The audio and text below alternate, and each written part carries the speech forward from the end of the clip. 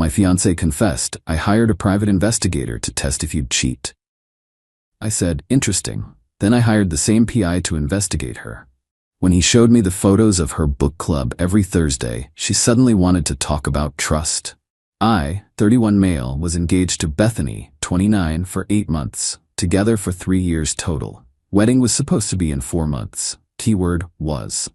Last month, we were having drinks on our balcony when she got this weird look on her face. You know the one. Like they're about to confess something but trying to make it sound cute or quirky. Babe, I have to tell you something, she said, doing that thing where she bites her lip.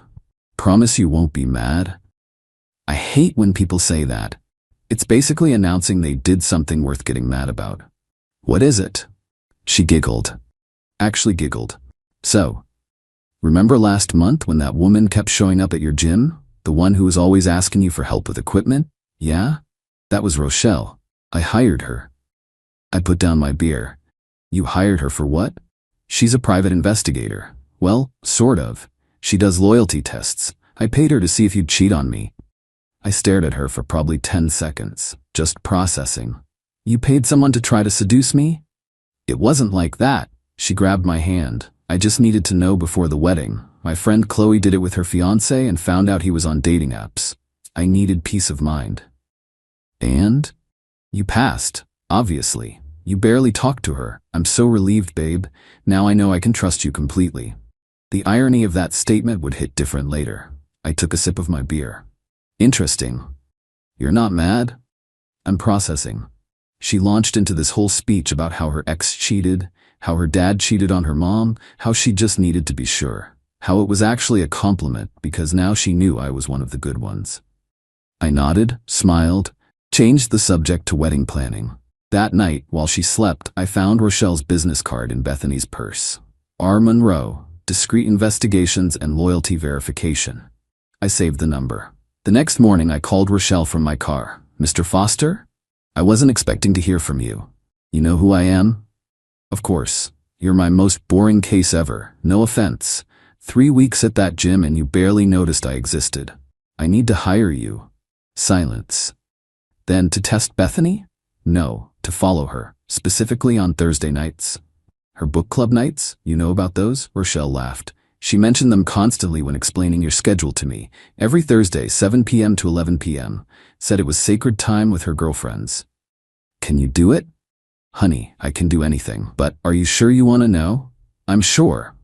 It's $200 an hour, 4-hour minimum. I'll need a retainer. Done. That Thursday, I acted normal. Bethany got ready for book club. Full makeup, her good perfume, that black dress she says is comfy but cute. What book are you guys reading? I asked. Oh, it's this mystery thriller. You wouldn't like it. What's it called? I forget the exact title. Something about a girl on a train. I'll text you later. She kissed me goodbye. Left at 6:45. At 11:47 p.m., Rochelle called. You sitting down? Yeah. There's no book club, honey. My stomach dropped even though I'd suspected it. She went to the Marriott downtown, room 412, stayed from 7:15 to 11:20. I have photos of her entering and leaving. And? I have photos of who was already in the room when she arrived. She sent them to my phone. Bethany entering the hotel. Bethany in the elevator. Bethany knocking on door 412. The door opening, and there he was. Colton. Her gay best friend from college who was supposed to be one of her bridesmaids, or groomsmen. We'd had a whole discussion about it. The last photo was them kissing in the doorway before she went inside. There's more, Rochelle said. I did some digging. They've had that room booked every Thursday for 5 months. Always under his name. Always the same room. 5 months. We'd been engaged for 8. You okay, honey? I'm fantastic, I said. And weirdly, I kind of was. That calm that comes when everything suddenly makes sense. Want me to keep digging? Actually, yes. Can you find out more about Colton? Give me 48 hours. Update 1. Okay, so this exploded. Let me tell you what Rochelle found and what happened next. Turns out Colton isn't gay. Shocking, right? He's been using that cover for years to get close to women in relationships. Rochelle found 3 other women who had similar experiences. He becomes the gay best friend, gains trust, then slowly turns it into an affair. It's literally his pattern. But here's the kicker. He's engaged too. to a woman named Trinity who lives 2 hours away. She thinks he travels for work every Thursday. I had options. I could have confronted Bethany immediately, could have called off the wedding, could have blown everything up. Instead, I played the long game. That weekend, I suggested we plan an engagement party. Something special before the wedding, I said. Invite everyone important to us. Bethany loved the idea, started planning immediately. Made a Facebook event, invited 150 people, including Colton, obviously, her best friend who'd been so supportive of our relationship. The party was set for 2 weeks out. In those 2 weeks, I continued acting completely normal, helped enthusiastically with party planning, made sure Colton RSVP'd yes, reached out to Trinity through Instagram, said I was planning a surprise for Colton and needed her help, kept paying Rochelle to document every Thursday book club. Trinity was confused but excited to surprise her fiancé at his friend's party. She thought it was so sweet that his friends wanted to include her. The Thursday before the party, Bethany went to book club as usual. I texted her at 9 p.m. Hope you're enjoying the plot twists. She replied, OMG, yes, this book is wild. The main character has no idea her husband is lying to her. The irony levels were off the charts. Party day arrives, everyone's there, our families, friends, co-workers. Bethany's in her element, playing the perfect bride-to-be. Colton showed up in his usual flamboyant style, making everyone laugh with his gay best friend routine. About an hour in, Trinity walked in. Baby, she screamed, running to Colton. Surprise! The room went silent. Colton went white. Like paper white. Trinity jumped on him, kissing him full on the mouth. Your friend contacted me about the party. I'm so happy to finally meet all your work colleagues. Bethany dropped her champagne glass. It shattered. Work colleagues? Someone asked. Yeah, Colton works in pharmaceutical sales. That's why he's gone every Thursday. Regional meetings. I stepped forward. Actually, Trinity, Colton's been telling us he's gay. He's Bethany's best friend from college. Trinity laughed, then stopped laughing, then looked at Colton, then looked at Bethany, who was backing away slowly. Gay? Trinity's voice went up 3 octaves. Gay? We've been together for 4 years. We're getting married in 6 months. The room was so quiet you could hear people breathing. Although, I continued, pulling out my phone, he's not at work on Thursdays. He's at the Marriott downtown, room 412, with Bethany, during her book club. I airdropped the photos to the Apple TV, playing the party slideshow. There it was, on the 65-inch screen. Bethany and Colton kissing in the hotel doorway. The chaos was immediate. Update 2. Y'all wanted to know what happened after the photo showed up on the TV? Absolute mayhem. Trinity threw her engagement ring at Colton's head. Good aim, too. Caught him right in the eyebrow. Drew blood. Bethany tried to run, but her mom blocked the exit. What is this? What is this? Colton attempted damage control. This is taken out of context. Out of context, I said. Bro, your tongue is literally in her mouth. It's not what it looks like. Bethany sobbed. Oh, so you weren't at the Marriott every Thursday for the past 5 months? Room 412? Should I show the receipts? Her dad stood up. 5 months?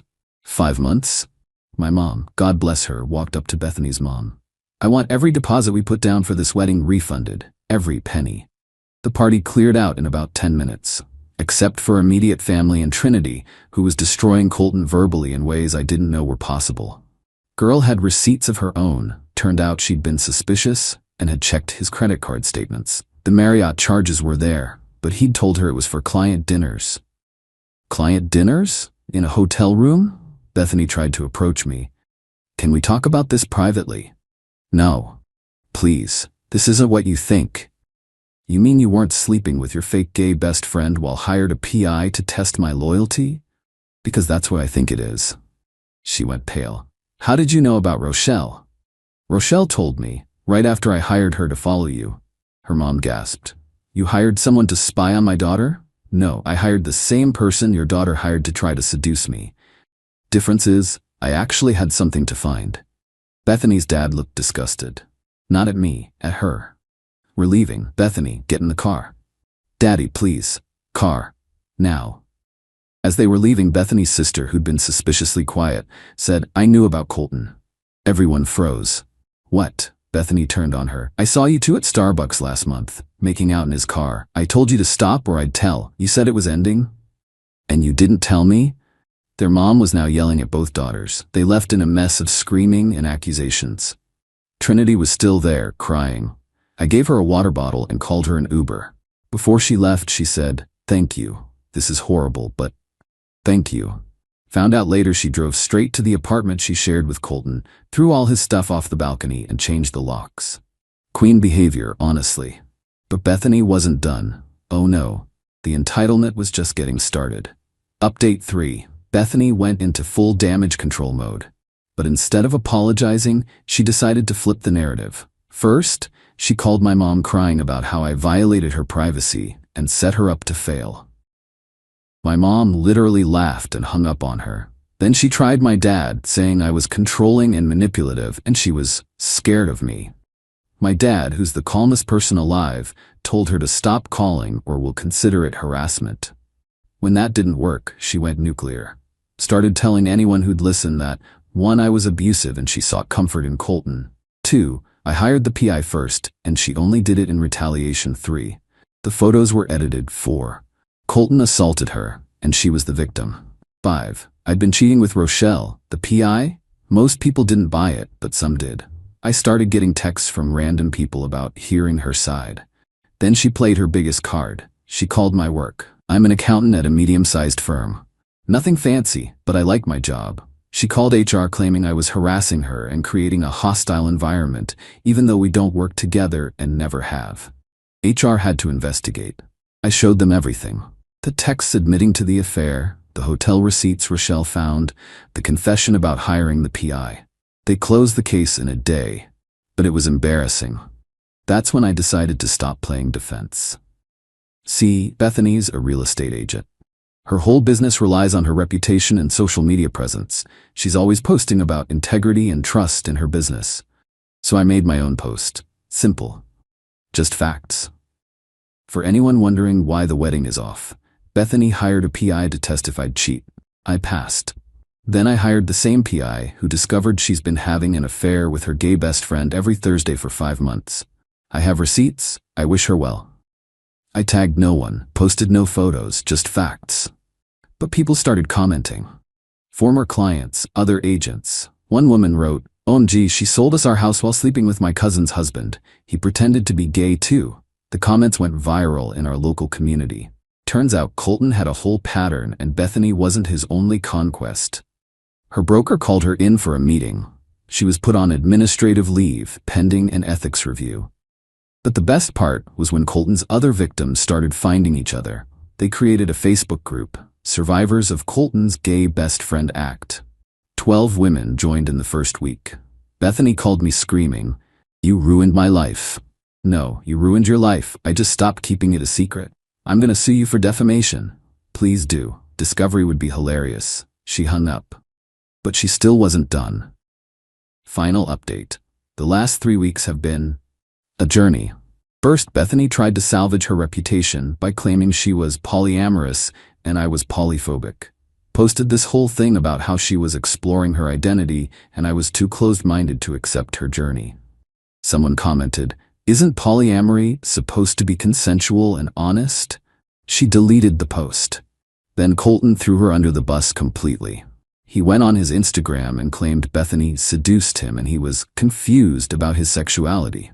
Because of her, said she preyed on him during a vulnerable time. The women in the Facebook group posted screenshots of him using the exact same lines on them. His credibility was shot. Trinity, meanwhile, became a legend. She started a TikTok called Dating After Deception that went semi-viral. She posted Colton's cheating receipts, including credit card records, showing he'd bought Bethany jewelry with Trinity's joint account. The wedding situation got messy. We lost deposits on everything except the venue. My cousin owned it, so he refunded me. Bethany's parents initially demanded I pay them back for what they'd contributed, until I reminded them their daughter was the one who cheated. They backed off. Her mom did call me once more though. "You humiliated us at that party. Your daughter humiliated herself." I just provided the soundtrack. The ring was the biggest issue. Bethany refused to return it, claiming it was a gift. I had to get a lawyer involved. She finally gave it back, but not before accidentally scratching it against concrete. Joke's on her, I had insurance. 2 weeks ago, I ran into Bethany at Target. She was with some new guy hanging all over him. When she saw me, she grabbed the guy and kissed him dramatically. I just laughed. The guy looked confused. "That's my ex," she told him loudly. "The controlling one I told you about." The guy looked at me, then at her, then back at me. "You're the dude with the PI story? Bro, you're a legend.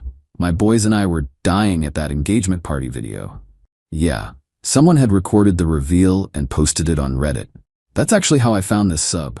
Bethany dragged him away, but not before he gave me a fist bump. Last I heard, she moved back in with her parents. Lost her real estate license due to ethical violations. Apparently she'd been lying about properties too. Colton moved to another state to start fresh. Trinity's in therapy but doing better, still making TikToks. The Facebook group is planning a meetup/support party. As for me, I'm good. Therapy helped. Ended up becoming friends with Rochelle, the PI, and her wife. They invite me to game nights now. Started dating again, but taking it slow. The funniest thing? Last week I got a text from an unknown number. "Hey, this is Jordan. I'm dating Bethany now. She says you're crazy, but bro, should I be worried?" She keeps talking about her book club starting up again. I replied, "Marriott downtown, room 412, Thursdays, good luck." He sent back, "Thanks, bro." Bethany texted me an hour later, "Stop talking to my boyfriend." I didn't reply, but Jordan dumped her that night. He sent me a beer emoji and we've actually grabbed drinks since. Cool dude. Dodged a bullet. To everyone asking if I regret the public reveal? Nope. She tested my loyalty while cheating for months. She tried to destroy my reputation when caught. She deserved every bit of consequences she got. The best part? Her parents made her pay them back for all the wedding expenses since it was her fault it got called off. Her dad sent me a text. "I apologize for my daughter. You're a good man." I'm at peace. Living my best life. Trust is earned, not tested. And if you're gonna hire a PI to test your partner, maybe make sure you're not the one who will fail the investigation. P.S. Book club has become a running joke in my friend group. Anytime someone can't hang out, we ask if they have book club. It's hilarious every time. P.P.S. Rochelle's business has exploded since this went down. She's booked solid for 3 months. She sent me a fruit basket with a note. "Thanks for the best marketing campaign ever." She's also offered me a lifetime discount if I ever need her services again. I hope I never do. Edit, stop asking for the video of the party reveal. I'm not sharing it. Also, stop trying to guess what city this is. Just know it's not wherever you think it is. Edit 2. To the 3 people who messaged me saying they know Bethany and she's not that bad, she literally hired someone to seduce me while riding Colton every Thursday. Respectfully, you don't know her like you think you do. Edit 3. Colton apparently got fired from his new job when someone sent them the Facebook group. I don't feel bad. Play stupid games, win stupid unemployment.